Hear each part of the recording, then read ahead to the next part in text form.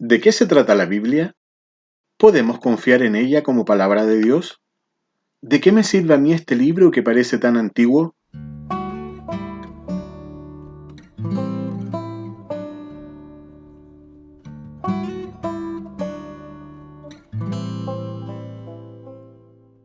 Les saludo, queridos amigos. Comenzamos hoy y por el mes de septiembre una nueva serie. Esta serie está titulada ¿Puedo confiar en la Biblia? Y el tema de hoy es la unidad y tema central de la Biblia. Leemos en 2 de Timoteo capítulo 3 versos 16 y 17. Toda la escritura es inspirada por Dios y útil para enseñar, para redarguir, para corregir, para instruir en justicia, a fin de que el hombre de Dios sea perfecto, enteramente preparado para toda buena obra. La Biblia nos dice acerca de sí misma que es inspirada por Dios. Si alguien ridiculiza el hecho de que nosotros creemos que la palabra de Dios es inspirada por Él y que es Dios mismo hablando, entonces sometamos la Biblia a evidencias. Hagamos algunas pruebas en la Biblia para ver si efectivamente es la palabra de Dios. Leemos que la Escritura fue inspirada por Dios. Podríamos decir que es como el aliento de Dios. Él mismo guió todo el proceso hasta llegar a lo que hoy es nuestra Biblia. En el Antiguo Testamento, la boca de Dios de hecho era considerada la fuente de origen del mensaje divino. Y eso lo podemos ver, por ejemplo, en Salmo 33, verso 6. Por la palabra de Jehová fueron hechos los cielos, y todo el ejército de ellos por el aliento de su boca. Podríamos afirmar que la misma boca que creó todo con el aliento de su boca, inspiró igualmente a los hombres escogidos por él para escribir lo que más tarde sería la Biblia.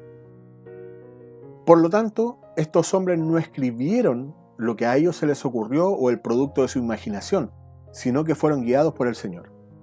Un ejemplo de esto son los profetas. Ellos no hablaban ni tampoco podían hablar por su cuenta, ni su opinión personal, ni ellos comenzaban tampoco diciendo, saben, a mí se me ocurrió, yo creo o yo pienso. Sino que cuando ellos abrían su boca decían, así dice el Señor. Esto es un asunto serio incluso hoy. Yo no soy llamado a expresar mis opiniones personales. No soy llamado a decir lo que a mí se me ocurrió, mi propia imaginación, sino que soy llamado a decir lo que la palabra de Dios dice. No es mi mente, recuerde, sino que es la mente de Cristo. En el Nuevo Testamento leemos cómo Jesús validó el Antiguo Testamento. Él no vino a hacer un borrón y cuenta nueva, sino que Él vino a cumplir lo que estaba ya escrito, a dar testimonio de lo que allí había. Los apóstoles hicieron lo mismo, y podemos encontrar en el Nuevo Testamento muchas citas a lo que es el Antiguo Testamento. Así como los profetas hablaron con autoridad divina, los apóstoles escribieron con esa misma autoridad.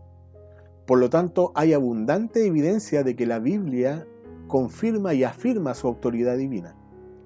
De hecho, se cree que en la Biblia hay cerca de 1500 declaraciones, directas e indirectas algunas, que confirman la autoridad divina.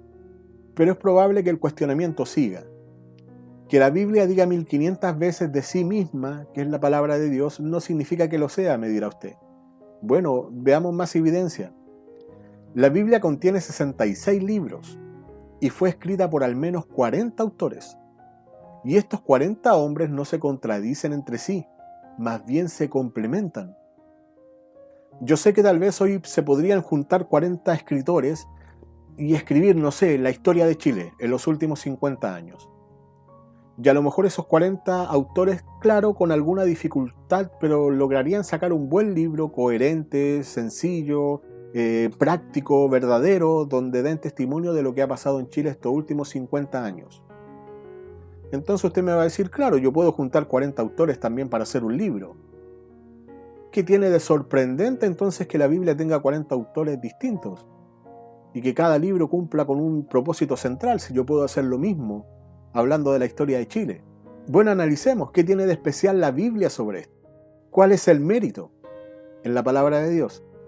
En primer lugar, fue escrita en un periodo de 15 siglos aproximadamente y en 3 idiomas distintos. Si yo hoy junto 40 autores, aunque no sean amigos, en alguna medida se van a conocer y pueden ponerse de acuerdo para abarcar distintos tópicos. Acá tenemos un periodo de 15 siglos y tenemos la circunstancia de 3 idiomas. Fue escrita por 40 autores diferentes. Hay una diversidad de ocupaciones. Profetas, pescadores, cobradores de impuestos, reyes, hay un médico. Muchos de los autores no se conocieron entre sí e incluso ni siquiera fueron contemporáneos.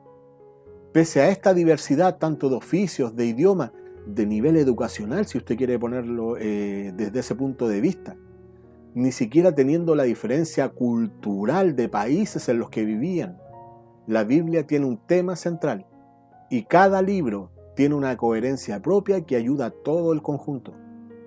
Ningún libro sobra y ninguno falta. Fue escrita en diferentes circunstancias, en diferentes países, en diferentes culturas, en Asia, en África, en Europa. Ese es el mérito de la Biblia, que siendo tan diversos los autores, tan diversos los países, las culturas, y habiendo 3 idiomas, hable de un solo tema. En la Biblia encontramos diversos temas teológicos, y para complementar correctamente un tema en específico, nos apoyamos en referencias de la misma Biblia, y usamos su diversidad en cuanto a autores, tiempo, idioma y o cultura, para poder hablar del tema que queremos desarrollar. Por ejemplo, basémonos en lo que dijo Jesús acerca de sí mismo. Jesús dijo: yo soy el buen pastor. Si yo quisiera ahondar en Dios como pastor, en Cristo como pastor, podría ser un recorrido por las Escrituras. Desde Génesis, leemos en Génesis 49, verso 24, por el nombre del pastor, la roca de Israel. Podemos hacer un salto a Salmo 23.1, uno de los salmos más conocidos. Jehová es mi pastor, nada me faltará. Podemos pasar por Isaías 40.11. Jehová, como pastor, apacentará. Nos pasamos al Nuevo Testamento, pasando por las palabras que ya vimos de Jesús, para ir entonces a Hebreos 13.20. El gran pastor de las ovejas, referente a Cristo. Pedro, primera de Pedro capítulo 5, verso 4. Y cuando aparezca el príncipe de los pastores. Leemos también en Apocalipsis 7.17. El cordero que está en medio del trono los pastoreará. Diversos autores, Moisés, David, Isaías, Juan citando a Jesús, el autor de la carta a los hebreos, que aún está en debate el autor, Pedro, de nuevo Juan en Apocalipsis.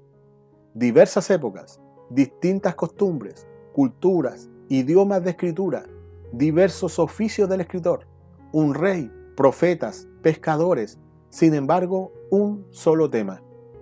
Vemos cómo estos autores se complementan uno a otro y sirven de fundamento a las palabras de Jesús que afirmó: yo soy el buen pastor. Por lo demás, por razones de tiempo, omití muchos más versos que también hablan y hacen referencia a Jesús como pastor. Fíjese que aquí buscamos solamente un tema, Jesús como pastor, y encontramos referencias en distintos puntos de la Biblia. La Biblia no es una colección de libros con temas diferentes. Hay un solo tema y ese es Cristo. No son 66 historias, sino la historia de redención en Cristo, la respuesta de Dios a la rebelión del hombre.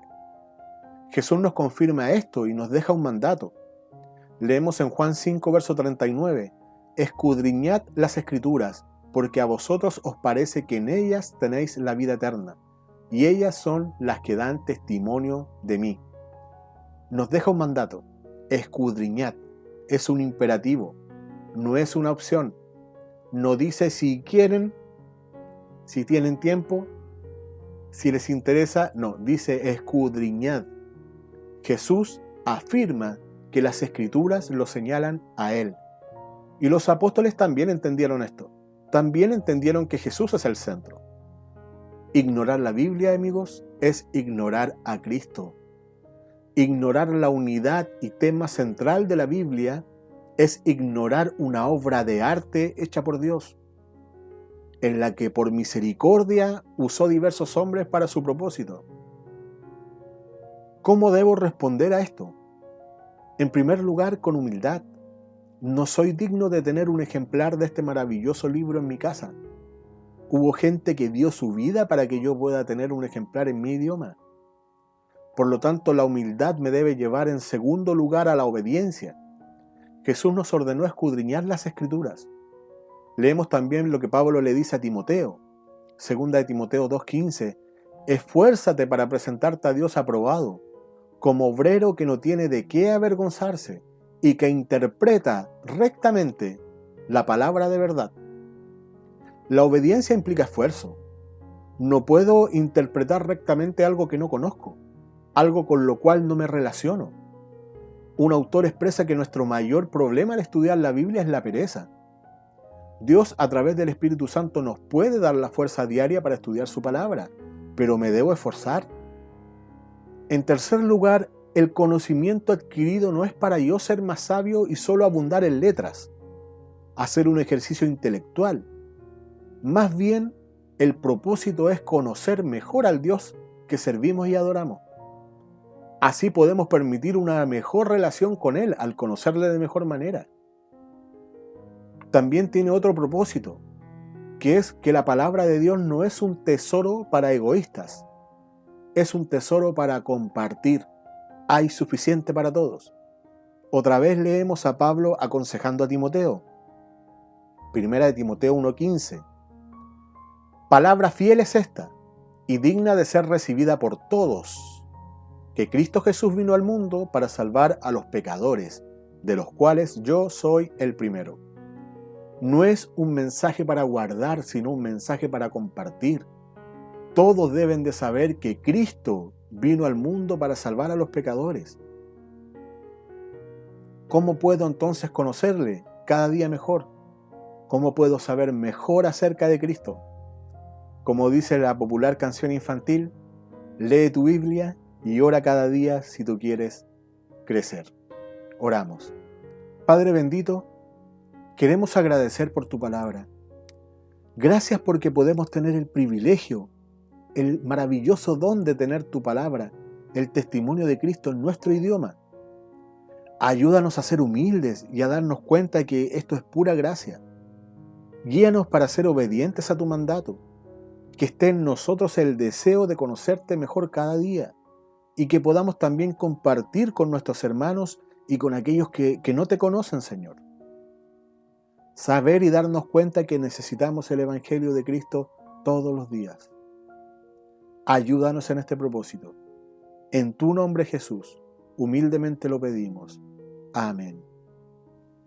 Bien amigos, espero que hayan disfrutado este episodio. Seguiremos viendo por lo que es el mes de septiembre esta serie y les invito a que me sigan acompañando en los siguientes temas que vienen más adelante. Que Dios les bendiga.